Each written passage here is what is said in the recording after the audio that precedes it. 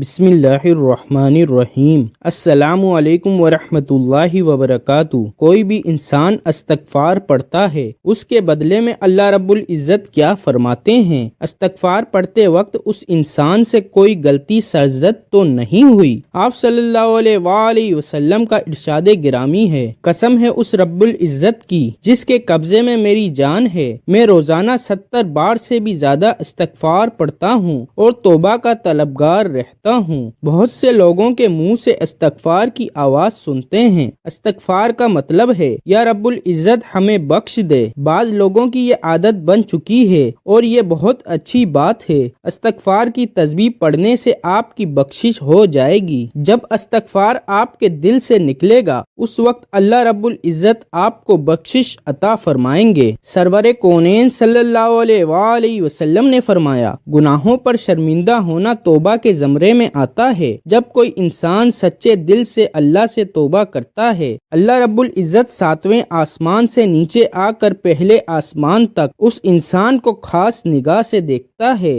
اور توبہ کرنے والے انسان کو کہتا ہے، میں تو کب کا تیری توبہ کا انتظار کر رہا تھا، لوٹ آؤ اپنے رب کی طرف، لوٹ آؤ اپنی مغفرت کے لیے۔ اللہ تعالیٰ فرماتے ہیں، دوڑو انسان جنت کی طرف جس کے دروازے کی کشادگی زمین اور آسمان کے برابر ہے، اپنے رب سے ہمیشہ مغفرت کی طلب کیا کرو۔ جب کوئی انسان توبہ کر کے اللہ رب العزت کو پکارتا ہے تو اللہ رب العزت اس کو 70 بار جواب دیتا ہے، لبیک میرے بندے۔ ایک انسان ہر وقت یا سنم کہتا رہا، ایک دن زبان پھسلی، اس انسان نے کہا یا سمد، یہ اللہ تعالیٰ کا نام ہے اور اس کے معنی ہے بے نیاز ذات، اور اللہ تعالیٰ نے اس کو 70,000 مرتبہ لبیک کہا، اے میرے انسان میں حاضر ہوں، کیا چاہتا ہے، کیا مانگتا ہے، مجھ سے مانگ میں تجھے عطا کروں گا۔ اللہ رب العزت سے فرشتوں نے عرض کیا، اے ہمارے مولا کریم، یہ آپ کو نہیں پکار رہا، یہ تو یا سنم پکار رہا ہے اور غلطی سے آپ کا نام اس کے منہ سے نکلا ہے، یہ تو ساری زندگی یا سنم کہتا رہا۔ اللہ رب العزت فرشتوں کو فرماتے ہیں، مجھے معلوم ہے یہ انسان مجھے نہیں پکار رہا، غلطی سے ہی صحیح اس نے اپنے رب کو پکارا تو صحیح، اگر میں اس انسان کو جواب نہ دوں، اس انسان اور مجھ میں کیا فرق رہ جائے گا۔ اللہ اکبر۔ کوئی انسان غلطی سے یا بھول کر یا جان کر اللہ رب العزت کا نام لے، اللہ رب العزت اس کا بھی ثواب اس انسان کے حصے میں ڈال دیتا ہے۔ اگر انسان کے منہ سے استغفر اللہ ہی نکلے، اس کا ثواب بھی اللہ رب العزت اس انسان کو عطا فرماتا ہے۔ اگر کوئی انسان سمجھے اس کے گناہ استغفار پڑھنے سے ختم ہو جائیں گے تو بالکل یقیناً اسے استغفار پڑھنا چاہیے، اللہ تعالیٰ اس کی بخشش فرمائے گا۔ جو انسان اپنے دل میں یہ بٹھا لے میں نے استغفار پڑھنا ہے، اللہ رب العزت اس کی ہر مشکل آسان فرما دیتا ہے، ہر دکھ اور پریشانی اور آنے والی مصیبت کو دور فرما دیتا ہے، اس انسان کو وہاں سے روزی عطا فرماتا ہے جہاں سے ان کو وہم ہی نہ ہو۔ استغفار پڑھنا دلوں کے زنگ صاف کر دیتا ہے اور اللہ تعالیٰ فرشتوں سے فرماتے ہیں، اس انسان کی روزی وسیع کر دیں، اور یہ بھی فرماتے ہیں اس کے پچھلے سارے گناہ بخش دیے جائیں۔ جب قیامت کے روز وہ شخص اپنے اللہ تعالیٰ سے ملے گا، اس کے گناہوں کا گواہ کوئی نہ ہوگا۔ حضرت حسن بصری رحمۃ اللہ علیہ کے پاس ایک شخص آیا، اس نے اولاد نہ ہونے کے بارے میں دعا مانگنے کی گزارش کی۔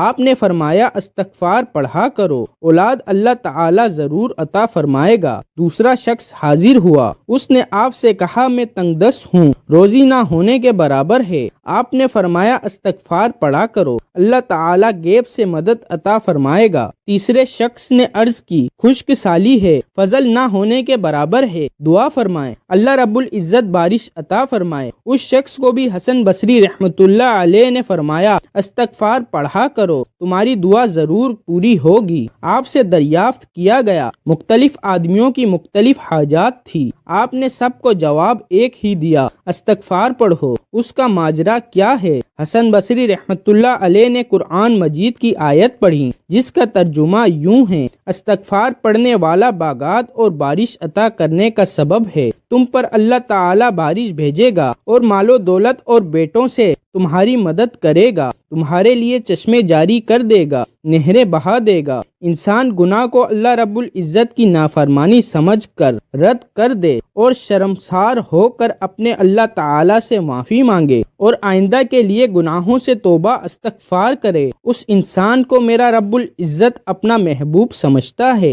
اور اگر کسی انسان نے کسی کا مال چرایا ہو، ان ورثہ کو واپس کرے، نماز قضا کی ہو، نماز ادا کرے۔ کچھ لوگ بد نصیب شیطان کے بہکاوے میں آ کر توبہ استغفار میں سستی سے کام لیتے ہیں اور یہ نہیں سمجھتے توبہ کا موقع ملنا ہی بڑی سعادت کی بات ہے۔ کچھ لوگوں کو توبہ استغفار کرنے کا موقع ہی نہیں ملا، وہ اس دنیا فانی سے کوچ کر گئے۔ یہ چند دن کی زندگی کا کوئی بھروسہ نہیں، ہمیں توبہ و استغفار کرتے رہنا چاہیے۔ قرآن مجید فرقان حمید میں اللہ تعالی ارشاد فرماتے ہیں، توبہ استغفار کرنے والوں پر اللہ رب العزت رحمت کی بارش عطا فرماتا ہے اور ان کے مال اور رزق میں اضافہ فرماتا ہے۔ قرآن مجید فرقان حمید میں نوح علیہ السلام کا واقعہ موجود ہے۔ حضرت نوح علیہ السلام نے اپنی قوم کو ان کے گناہوں کی بخشش اور استغفار کرنے کے بارے میں تلقین کی، اور بے شک وہ بخشنے والا ہے، آسمان سے بارش برسائے گا، تمہیں خوب مال اور اولاد میں ترقی دے گا، سرسبز باغات عطا فرمائے گا،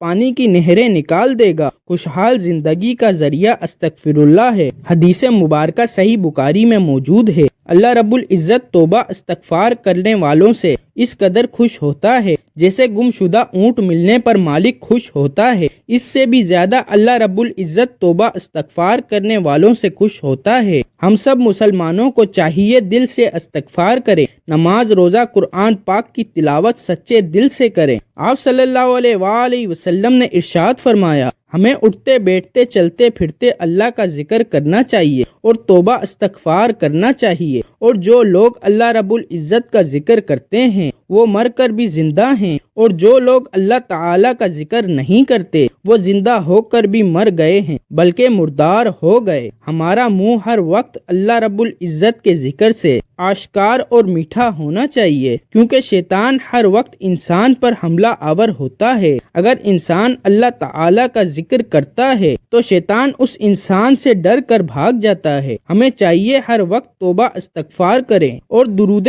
پاک کو اپنی حفاظت کے لیے 24 گھنٹے پڑھتے رہنا چاہیے۔ ہماری اللہ رب العزت سے دعا ہے کہ اللہ رب العزت ہر انسان کی توبہ قبول فرمائے۔ اللہ رب العزت ہم سب مسلمانوں کا حامی و ناصر ہو، آمین ثم آمین۔